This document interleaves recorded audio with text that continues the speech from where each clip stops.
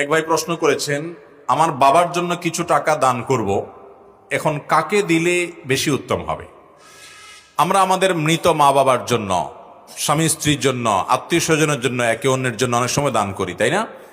এই দানের টাকা সবচেয়ে বেশি কাকে দিলে উত্তম হবে, এ ব্যাপারে নবী করিম সাল্লাল্লাহু আলাইহি সাল্লামের হাদিসের দিকে তাকালে আমরা দেখতে পাই, দানের জন্য সবচেয়ে উত্তম হলো নিজের রক্ত সম্পর্কীয় কোনো আত্মীয় স্বজন যদি অভাবী থাকে তাদেরকে দান করতে হবে। তাদের হক এবং অধিকার সবচাইতে বেশি। নবী করিম সাল্লাল্লাহু আলাইহি সাল্লাম বলেছেন, আস-সাদাকাতু আলাল মিসকিনি সাদাকাহ। একজন অনাত্মীয় ও গরিব অভাবীকে দান করলে শুধু সাদাকার সওয়াব পাবে, দানের সওয়াব পাবে, কিন্তু ওয়াস-সাদাকাতু আলা যিল কুরবা সিলাতুন ওয়া সাদাকাহ। যদি তুমি আত্মীয় কোনো গরিব হয়, সেই গরিব আত্মীয়কে দান করো, তাহলে তুমি দুটি সওয়াব পাবে। এক হলো আত্মীয়তার সম্পর্ক রক্ষা হলো, সেটি একটি সওয়াব, আরেকটি হলো দানের সওয়াব। এজন্য আপনি কোনো দান, কোনো দাক্ষিণ্য, কোনো আপনার সাদাকা যদি করতে হয়, এর জন্য সর্বাধিক হকদার হলো আপনার রক্ত সম্পর্কীয় কোনো আত্মীয় যদি অভাবী হয়।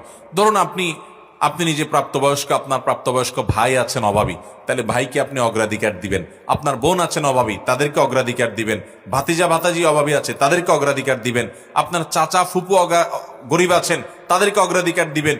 এরকম লোকদেরকে, রক্ত সম্পর্কে আত্মীয় স্বজনকে অগ্রাধিকার দিবেন। এর মানে আবার এটা না যে শুধু তাদেরকেই দিবেন আর কাউকে দিবেন না, এদেরকে অগ্রাধিকার দিবেন, এদেরকে আগে দিবেন, এরপরে বাকিদেরকে দিবেন। এটা হলো সবচেয়ে উত্তম।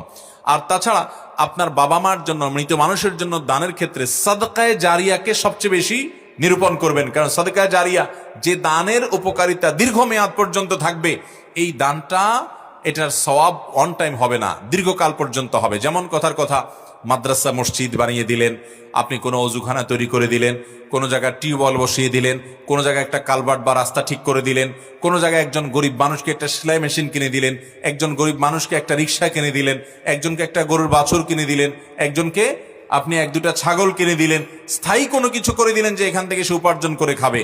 অথবা আপনি একটা গাছ লাগালেন, কয়েকটা গাছ লাগালেন, সেগুলো যদি পরিচর্যা করে বড় করতে পারেন এবং বলেন যে আল্লাহ, এই গাছ লাগানো একটা ইবাদত, আমরা অনেকে জানি না, এই ইবাদতটি, এই নেকামলটা আমি করলাম আমার মৃত বাবার থেকে, মায়ের তরফ থেকে, তো এটা হবে তার জন্য সবচেয়ে উত্তম। অন টাইম ইবাদতের চাইতে সাদকামূলক বা সাদকা জারিয়ামূলক ইবাদত, এটা মৃত মানুষের জন্য অনেক বেশি উপকারী হয়। আল্লাহ আমাদেরকে আমলের তৌফিক দান করুন।